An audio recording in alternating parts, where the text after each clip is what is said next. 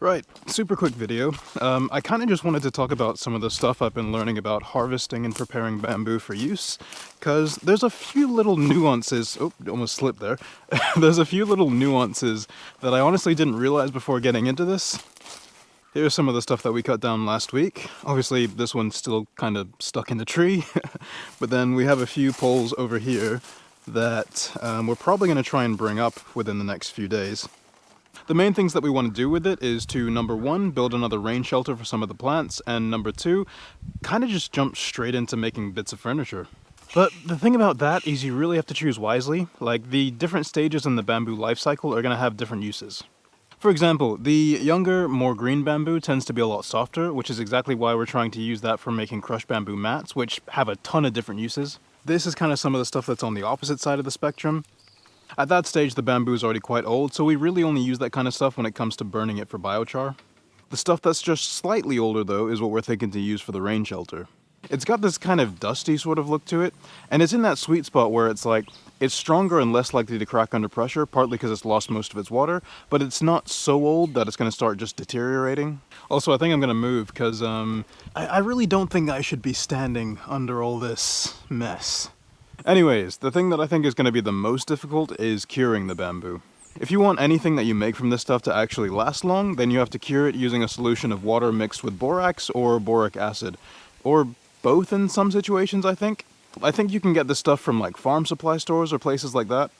But the thing is, we want to cure a lot of the stuff at the same time, so it'd be ideal to use the soak immersion method. But I don't really know what kind of structure I could build that would actually be long enough for the poles that we want to use for the rain shelter.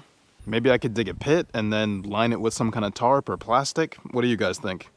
Not really sure just yet, but anyways, a channel called Homestead in Hawaii has a video talking about all this kind of stuff in depth, so I'll leave his video along with some of the other resources I used for research down below.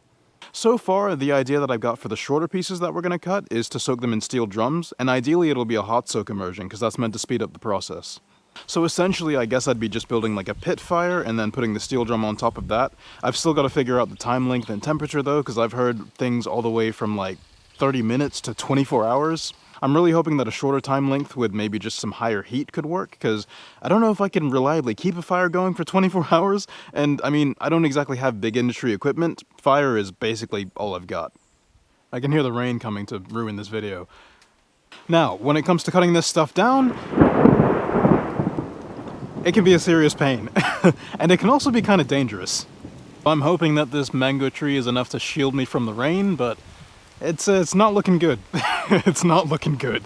Before you pick a piece of bamboo and just start cutting, just look around. Is there anything connected to it? Is there anything crossing in front or behind it? Is there anything that's going to change the direction it falls or fall with it? It seems like the sun has come back out. Weird. Obviously, the main thing that you want to do is make sure you're not in the way so you don't get crushed or impaled by a giant piece of bamboo. It's not ideal. Maybe let's try to not do that.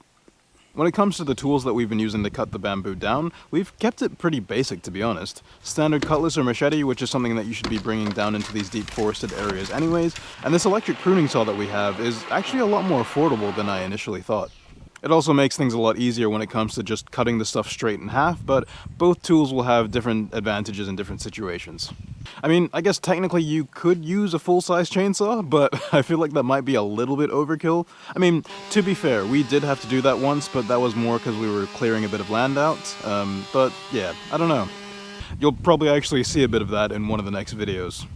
Anyways, speaking of the next videos, this obviously isn't the EcoFlow review that I kept talking about. At this point, it's some kind of myth or conspiracy theory. Nah, I've just been struggling a bit with time management lately, but I'm hoping that I can get myself back on track with the other videos soon.